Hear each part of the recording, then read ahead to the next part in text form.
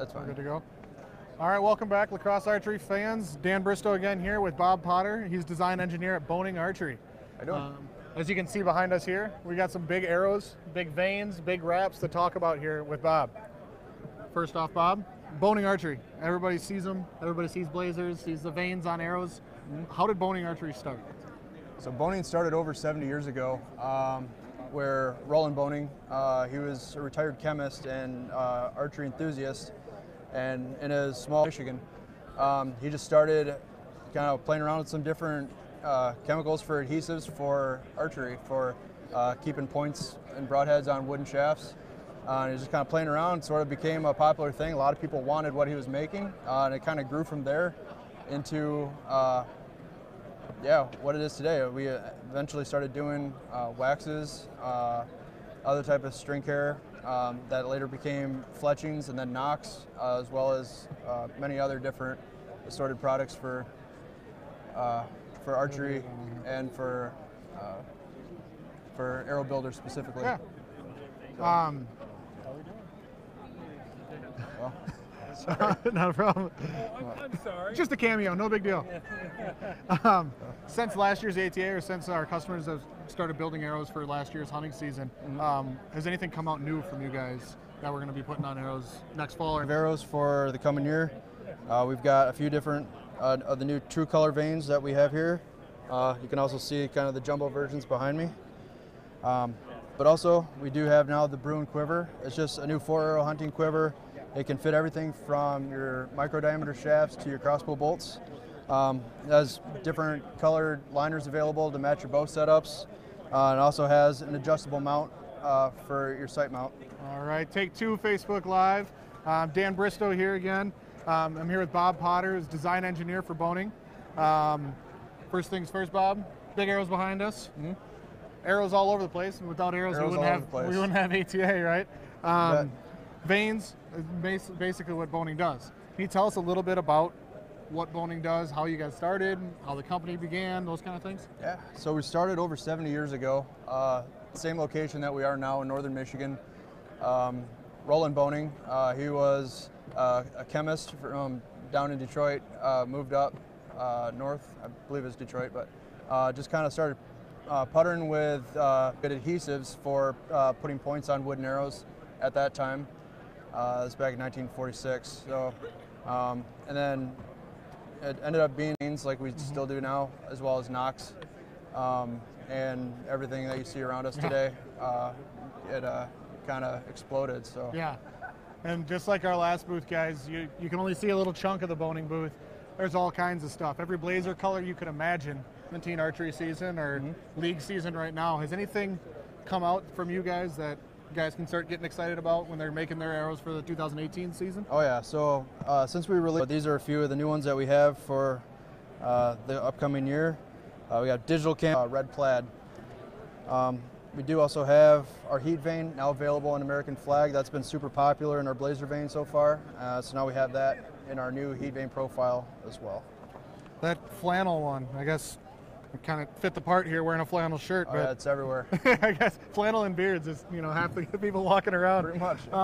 But looking at it that big, I know it's going to look great on my arrows next fall. Oh, yeah, and we have matching wrap kits to go with each one of them too. So every one of the new vanes has a matching you can get a wrap to go with it, just like you see in these jumbo versions behind me. So. Speaking of wraps, another new thing that was relatively new last year. We ordered for a customer a set of reflective wraps. Can you tell me a little bit about those? So it's just a great way. I mean, if the wrap, it just kind of makes your arrow pop anyway, but if you can add that reflective material on there as well, as anybody who's tried to find their arrow, especially after shooting hours, it's dark in the evenings, recovering that arrow. So having a full wrap on there gives you a lot of opportunity to spot that thing so you can actually. And I can speak to that, guys. When I made that customer's arrows, I actually took them, if you know our tech shine my flashlight on my cell phone, I could actually see the wrap lighting up from my cell phone 20 yards away. So imagine a headlamp or a flashlight in the woods. That reflective vane's going to go a long way. You will find it. Wrap. What makes Boning? I would say 90% of the arrows that we take out of a box, right? We put on the shelf, our customers come and pick up, has either a blazer or a Boning vane on it. Yeah. What's the reason behind that? Is there a reason? Is it? Absolutely. So with the release of the Blazer vane over 10 years ago, it was a very innovative thing. Everybody had a 4-inch vane on their arrows. Like, why would you go with something that small? You're not going to get it to steer a broadhead at all.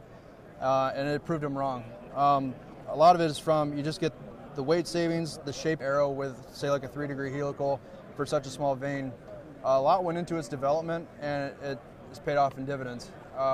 Yeah, it's by far the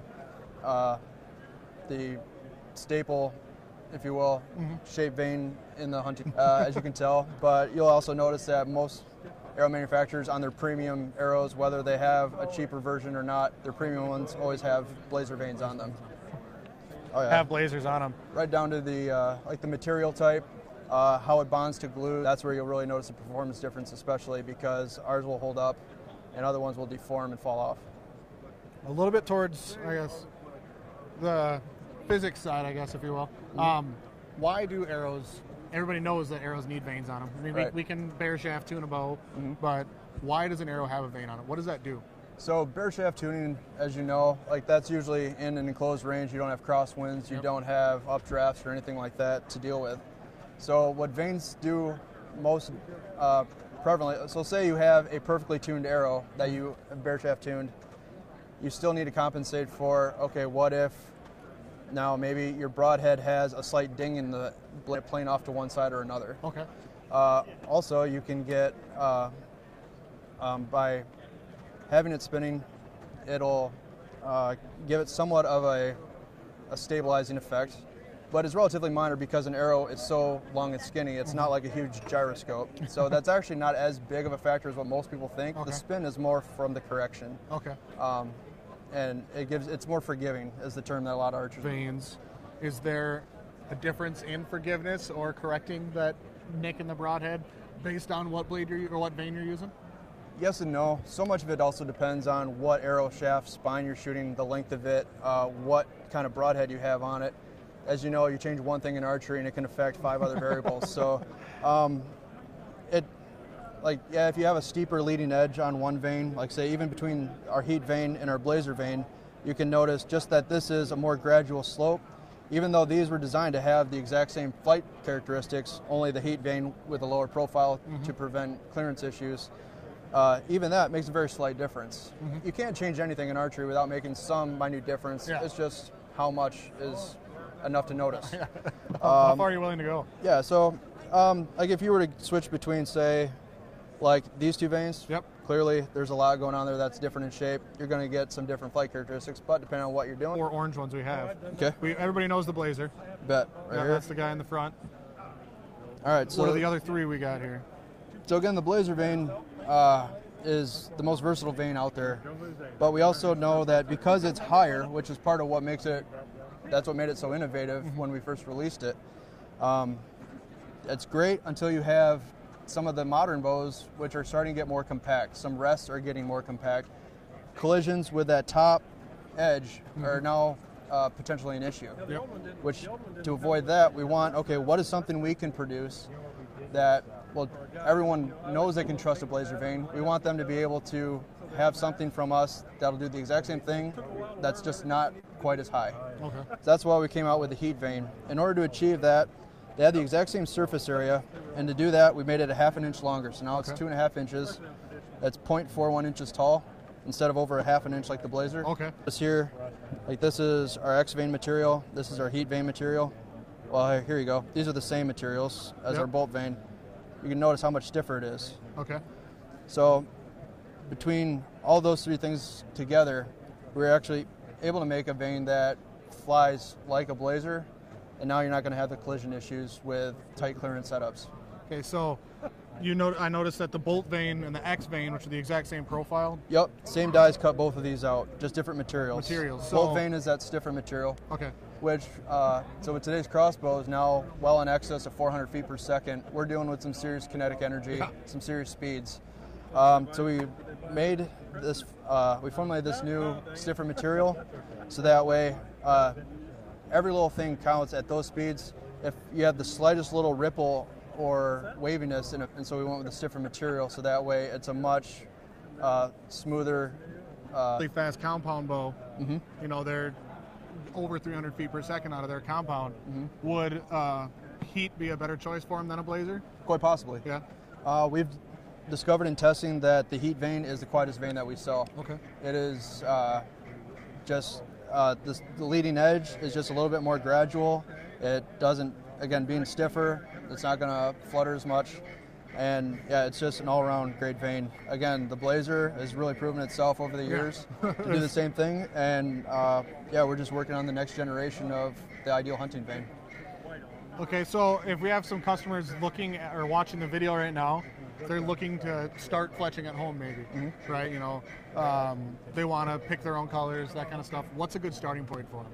Where do they start? Where's step one to start fletching at home? So step one, you're going to need to find a fletching jig of some sort. There's all variety of jigs out there, from like the chip clip clamp looking ones, kind of like the old Bitzenbergers from decades ago. We have a similar one to that too, our Pro Class jig. There's clamp jigs as well. I think you got one around here somewhere. Yeah, I think they're all busy right now.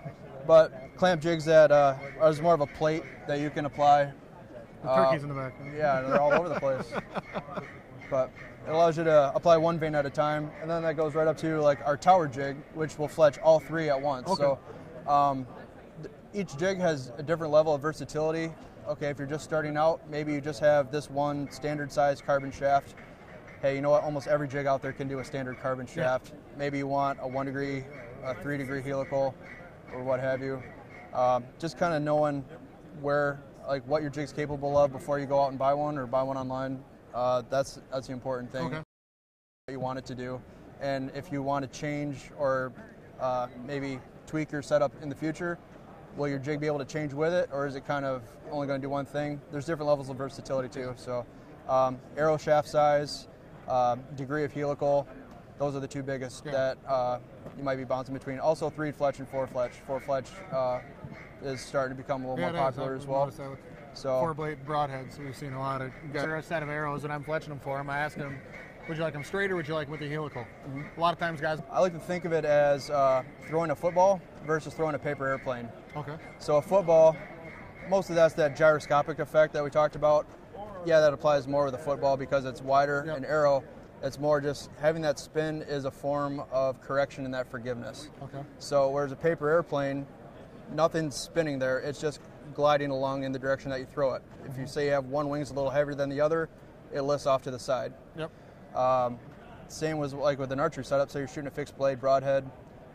Maybe it's not weighted exactly perfectly. Maybe it wasn't a trued up edge, so it's a little off skew. And by spinning it, it gives you a forgiveness. So if there's anything that makes it want to go from one side to the other, by spinning it, it's drifting that amount in all directions. So you're always refocusing back on that original point in the middle that you aimed at.